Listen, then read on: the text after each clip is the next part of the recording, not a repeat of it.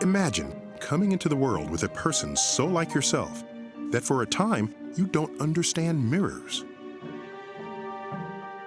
As a child, when I looked in the mirror, I'd say, "That's my sister." And my mother would say, "No, that's your reflection." It's hardly surprising because you both come from the same egg. You have precisely the same genes.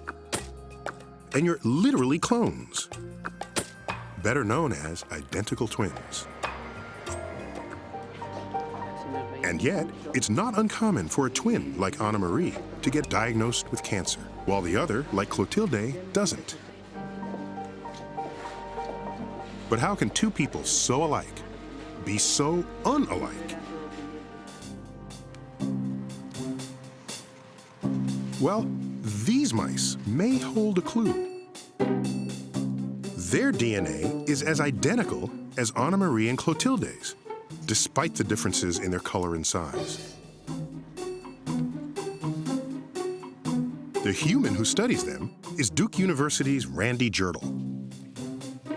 So Randy, I see here you have skinny mice and fat mice. What have you done in this lab?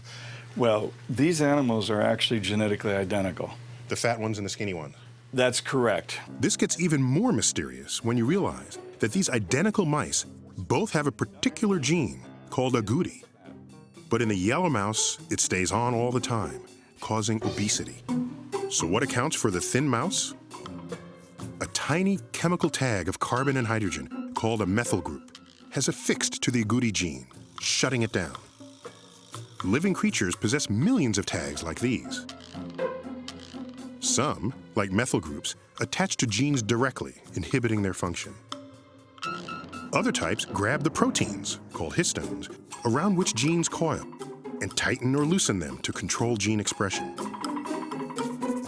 Distinct methylation and histone patterns exist in every cell, constituting a sort of second genome, the epigenome.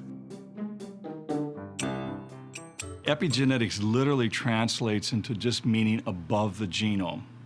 So if you would think, for example, of the genome as being like a computer, the hardware of a computer, the epigenome would be like the software that tells the computer when to work, and how much. In fact, it's the epigenome that tells our cells what sort of cells they should be. Skin, hair, heart. You see, all these cells have the same genes, but their epigenomes silence the unneeded ones to make cells different from one another. Epigenetic instructions pass on as cells divide, but they're not necessarily permanent. Researchers think they can change. And that brings us to the reason why we're showing you twins. In 2005, they participated in a groundbreaking study in Madrid. Its aim? To show just how identical epigenetically they are or aren't. Our genes are just part of the story. Something has to regulate these genes. And part of the explanation is epigenetics. Estella wanted to see if the twins' epigenomes might account for their differences. To find out, he and his team collected cells from 40 pairs of identical twins, aged 3 to 74. Then began the laborious process of dissolving the cells until all that was left were wispy strands of DNA, the master molecule that contains our genes.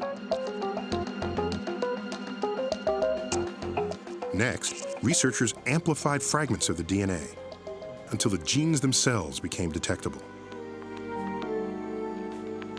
Those that had been turned off epigenetically appear as dark pink bands on the gel. Now, the genes from a pair of twins are cut out and overlapped.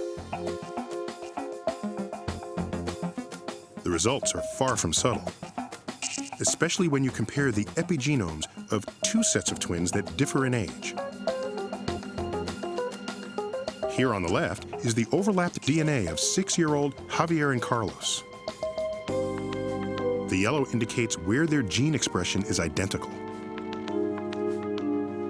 On the right is the DNA of 66-year-old Anna Marie and Clotilde. In contrast to the younger twins, hardly any yellow shines through. Their epigenomes have changed dramatically. The study suggests that as twins age, epigenetic differences accumulate, especially when their lifestyles differ.